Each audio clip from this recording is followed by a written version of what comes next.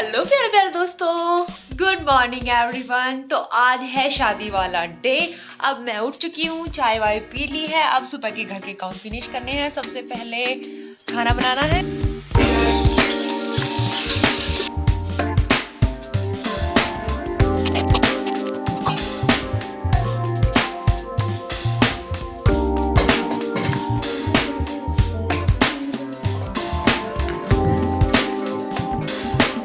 दोस्तों मैंने सोचा था कि मैं जल्दी जल्दी घर का काम फिनिश करके एक क्लास का टाइम तो निकाल ही लूँगी, लेकिन घर का काम करते करते 11 बज गए, तो अब आज शायद क्लास तो नहीं कर पाऊंगी, इसलिए अब रेडी हो जाते हैं।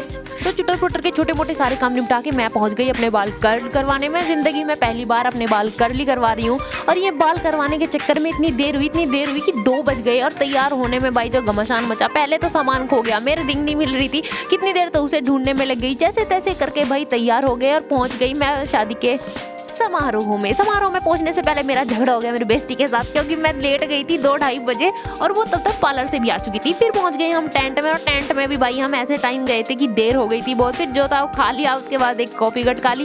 फिर आ गई थी हमारी प्यारी प्यारी सी दुल्हनिया, और दुल्हनिया के पास गए। मेरी नजर न लग जाए इसको, सच में बहुत बहुत खूबसूरत लग रही थी। फिर दुल्हनिया के फोटोशूट के बाद आती है दूल्हे राजा की एंट्री की बारी। भाई दूल्हे राजा के स्वागत में थाली तैयार है, और बाहर बाराती नाच रहे थे, अंदर हम इंजॉय कर रहे थे।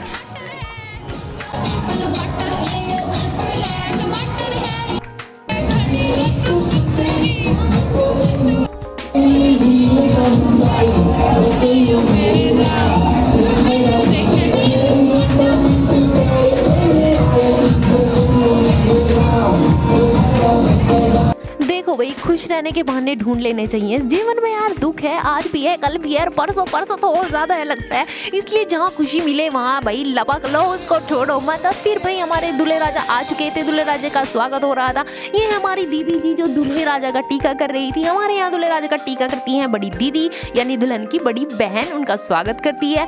और यहाँ पर हमारे दूल्हे राजा की एंट्री के बाद भाई टाइम हो गया था स्टेज का। हमारी प्यारी दुल्हनिया चल पड़ी थी स्टेज की तरफ। और मेरा ऐसा पर्सनल व्यू है कि मतलब मेरा पर्सनल ओपिनियन है, कोई ऑफेंड ना हो, कि शादी में लड़कियों को थोड़ा ज़्यादा एडजस्टमेंट करना पड़ता है, क्योंकि भाई घर छोड़ के लड़कियों को जाना पड़ता है, लड़कों को नहीं।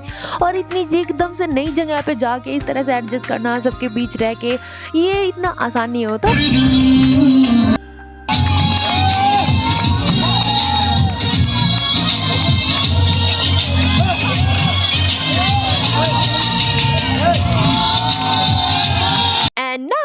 टाइम हो चुका है वरमाला का, लेकिन वरमाला से पहले होगा भाई थोड़ा सा फोटो शूट। ऐसे करो वैसे करो भाई, बहुत फजीते होते हैं फोटो खिंचवाने में। ये इतने सुंदर सुंदर फोटो दिखते हैं ना, इन्हें खिंचवाने में बहुत एफर्ट मारने पड़ते हैं।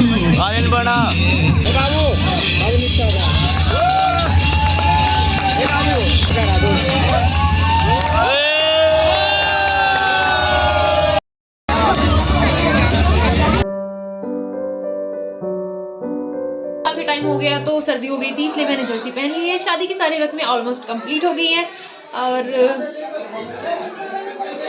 अब तो रोने का टाइम आ गया है। यार लड़कियों को ही क्यों जाना पड़ता है अपना घर छोड़ के? किसने बनाई है ये रस्में? लड़कियों को ही जाना अपना घर छोड़ के, लड़कियों को ही देना है दहेज। सारे काम लड़कियों के घर वाले ही करो, क्यों? And finally the rasam is coming, जिसका इंतजार होता है दुल्हन की बहनों को, यानी कि जूता चुराई की रसम। जूते चुरा लिए गए हैं, और यहाँ डिमांड चालू है, लेकिन मानी नहीं जा रही। लेकिन हम भी हार नहीं मानेंगे। एंड फाइनली हमने प्राप्त कर ही लिए जूते चुराई के पैसे, और फिर टाइम हो चला था हमारी दुल्हनिया को बाय बोलने का। दुल्हनिया को बाय बोल के मैं आ गई थी घर, और घर आके वही भाई रेडी होने में जितना टाइम, अनरेडी होने में भी उतना ही टाइम। और उसके बाद ये जो फैला है ना, ये यहाँ पड़ा है, वो वहाँ पड़ा है, पूरी मेज भरी पड़ी है। भाई अब तो मेरी हिम्मत नहीं है कुछ भी करने की, सुबह को देखी जाएगी। द नेक्स्ट डे भाई कमरे का हाल था बेहाल। हेलो प्यारे प्यारे दोस्तों, गुड मॉर्निंग, सुस्वागतम टू माय व्लॉग। और शादी संपन्न हो चुकी है, तो हम भी भाई अपने काम पे अब लौट जाएंगे। 2 दिन से कुछ पढ़ा नहीं है, तो आज मैं जाने वाली हूँ लाइब्रेरी। और उसके बाद भाई फिर मुझे ये जो मैंने इतना सारा ताम झाम फैला रखा है, ये भी ठीक करना है। भाई get ready is not easy, सच में लड़कियों के लिए तो बिल्कुल नहीं है। तैयार होने में भी उतनी आफत है, रेडी होके फिर ये जो काम फैलता है ना, उसमें उससे ज़्यादा आफत है। Now I am ready to go to library. और भाई ताम झाम जो भी था सब निपटाया नहीं है अभी तक, क्योंकि मेरा दिल ही नहीं कर रहा था। आज घर जाके करने वाली हूँ सारा काम। और भाई घर पहुंच गई, लेकिन आलस इतना था कि भाई थकावट इतनी हो चुकी थी कि मैं फिर रनिंग पर चली गई तो मैं नहीं कर पाई।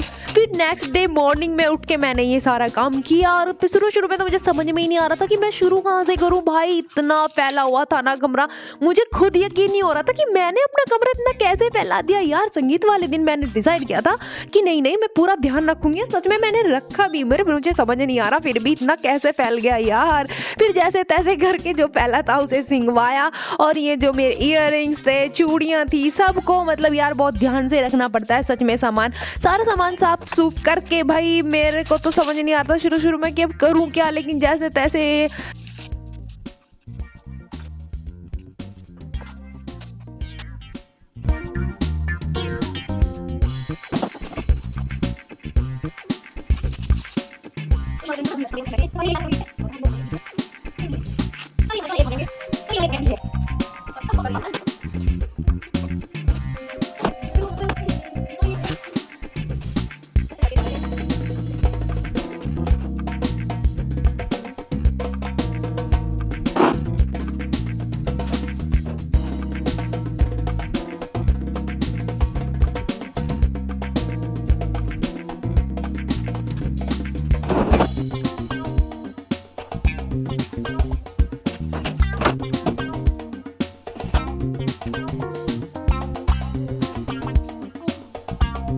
फाइनली हो गया है सारा काम धाम जो भी था।